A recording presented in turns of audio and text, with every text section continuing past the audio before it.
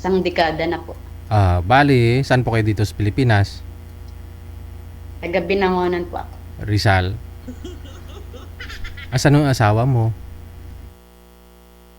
Kinuha ng hipag ko. Bakit ho yung kapatid ng asawa mo saan na? Nandun sa amin din. Pero kinuha ng hipag mo. Oo, nung 2016, ng ibang bansa ako. Mm. Tapos, nung hindi ko alam na, siguro mga 3 months pa lang ako dito, narong sense ng message yung kinakasama ko before na video sex sila, hubot-hubad yung 3 months ka pa lang po diyan. 3 months ka pa lang po diyan, nag-wrong send picture. Narong sense siya kasi nung first time po ako dito, pinagbawalan akong gumamit ng sarili kong cellphone. Kasi yung madam ko dito napaka-stricto. May ganun kasi talaga. Yung dati niya, may ganun, oo. Yung pinakita ko dati, kumbaga parang nagkaroon sila ng phobia na kung sino-sino yung tinatawagan tapos pinapupunta dito sa bahay. So yung tiwala nila parang ano ba yung nadala nila. So ano po nangyari? Yung picture sinend ng asawa mo? Kasi nung time na yon na tumawag ako sa kanya, magka-video call pala sila nung that time na yon. Then after nung na tumawag ako, kumbaga hindi niya nasagot yung tawag ko, tapos biglang kumbaga yung pag-video niya, binibidyohan niya, narong sense sa akin yung pagkaano niya, kasi hindi pa dati marunong mag-cellphone yung kinakasama ko, tanga-tanga pa yun dati. Tinuruan nga lang din yun ng mga anak niya. Tapos iyon narong sense, tapos na-shock ako. Sabi ko, bakit? Anong meron? Bakit ganyan? Sabi niya, ang reason nung kinakasama ko is inaakit daw siya. Imposibleng inaakit. Sabi ko gano'n sa kanya. Tapos nung tumatawag siya sa akin, siguro 2 days, 3 days, di ko sinasagot kasi parang masakit eh. Siyempre, bago pa lang ako dito, ng ibang bansa ako para sa mga anak namin. Tapos, at sa dami-dami ng babae, bakit yung hipag ko pa? Di ba po ba? Yun ang kinatataka ko. Pero sabi naman ng mga kapitbahay ng mga chismosa dun sa aming mga marites, hindi pa daw po ako umaalis. Talagang may relasyon na sila. Iyon. Kaya ako tumagal dito ng tumagal para makalimot, ganyan. Umuwi pa ako siguro 1 beses pa lang. Tapos inayos ko yun, binawsi ko sila. Kasi marami pa akong ebidensya eh. Nung pag-uwi ko dun sa bahay namin, nakita ko yung short panty at saka yung bahay dun sa kama ko na dun ang masaklap pa nun, yung pinagawa kong bahay at binili kong bahay at lupa, sila pa po yung unang gumamit nun. Kaya parang binaksakan ako ng langit at lupa nung that time na yun. Kaya, binili mo nung nasa dyan ka na? Opo, napundar ko po yun nung nandito na ako. Bakit naman humantong pa na sila ang nakatira doon, gumamit ng bahay mo, at that time, hiwalay na kayo. Dahil nga doon sa babae. Bakit tumantong pa ho? Kumbaga, nagpadala ko ng pambili ng bahay at lupa, nagpadala po ako ng pangpagawa ng bahay. Tapos, kasama niya yung mga anak ko. Tapos yung mga anak ko, pinababayaan niya na kahit gabi, hindi niya sinisino. Bali ho, okay pa naman kayo. Okay pa rin kayo. Hindi na po talaga. Kumbaga, syempre, hindi ako makauwi nung that time na yon, hindi ko pa siya mapaalis noon. Kaya po ako umuwi noon ng Pilipinas biglaan kasi nga nagpabawsi ako, tsaka nalaman ko nga po na doon pa talaga sila pa talaga bumindita nung bahay na pinagawa ko noon. Kaya para po ako talagang stress. Parang binaksakan ng langit at lupa. Parang ginigit-git ako nung time na yun. Kaya nagpaalam ako sa amo ko na uuwi ako, pero babalik din ako. Ayusin ko lang yung problema ko sa Pilipinas. Sabi ko gano'n. So, pumayag naman yung amo ko. Nung umuwi ako, last year lang po yun, 2024, ako umuwi noon na inayos ko sila. Tapos, inayos ko, binawsi ko sila. Tapos, nung pabalik na ulit ako dito, syempre, talaga pinaalis ko na po yung asawa ko, talaga binarangay ko na siya, binawsi ko na siya, nagpirmahan na po kami talaga, talagang clear na. Tapos nung nalaman niya na nawala na ako dun sa bahay ko ulit, syempre mga anak, under yung mga anak ko, takot sa papa nila. Nung umalis po ako, umuwi ulit yung lalaki dun sa sa bahay namin. Kumbaga, syempre, yung mga anak ko, papa nila yon. Kasal po Tapos kayo? tumawag ako dun sa Bausi Kasal po kayo, na ma'am? bakit Kasal hindi po ko kayo? kami Oo. hindi. Mm.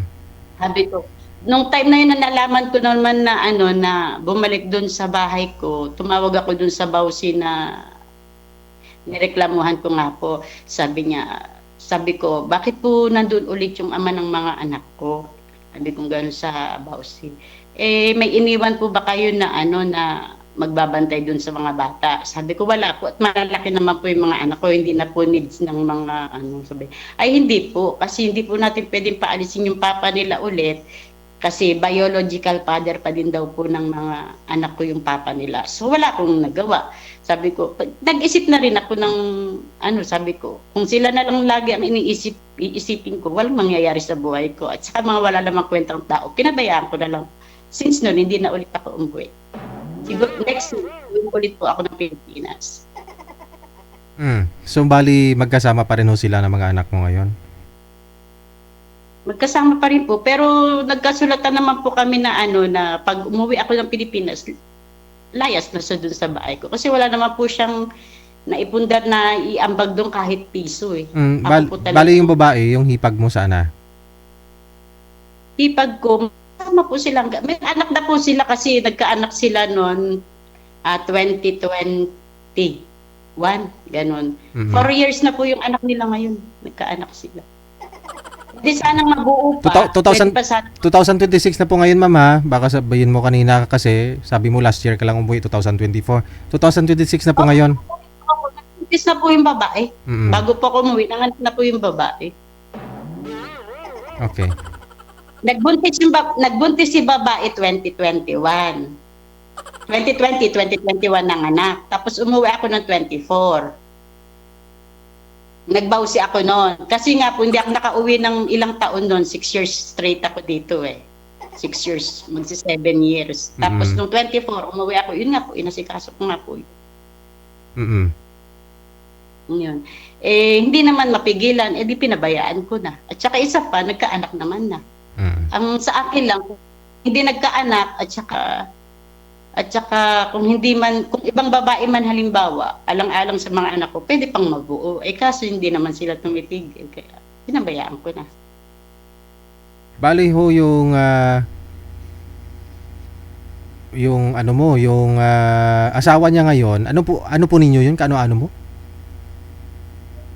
Asawa, nung hipag ko, magkapatid po kami ni Loco.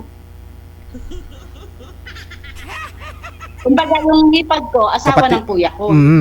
Pero yung kuya mo buhay pa? Andyan din naman yung kuya mo?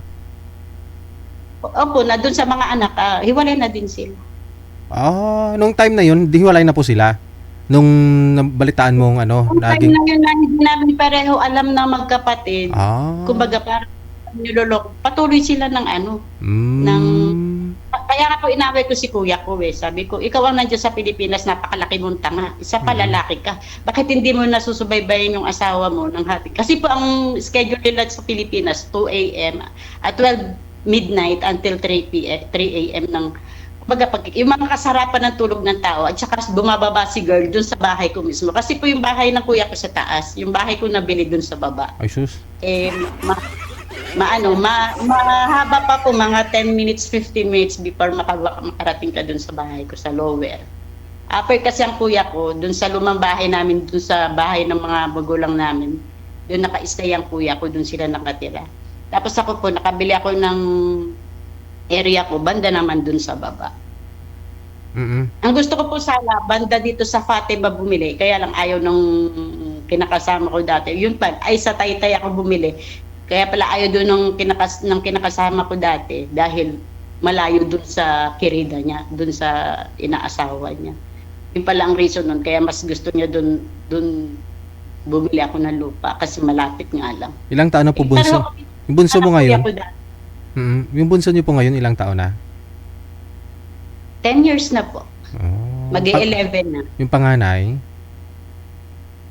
Yung panganay ko po 19. 29. Yung second ko, 19. 29 yung panganay.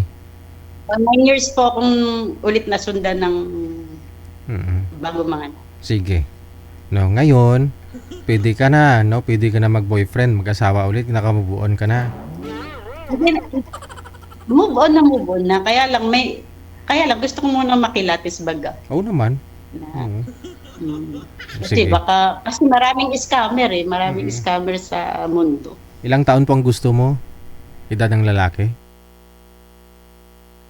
Medyo may edad sa akin, maganda sana kahit na matandang binata o kaya may anak pero hiwalay at hindi kasal. Kasi ikaw hindi po kayo kasal, no? Hindi ako kasal. Sige. Ilang taon pong gusto mo? 48 kasi ko, siguro 53, hanggang 55. Ganun. Sige. Oo. Standby lang ho sa linya, ha? Tatawagan po kita ulit. Masyadya talaga ito.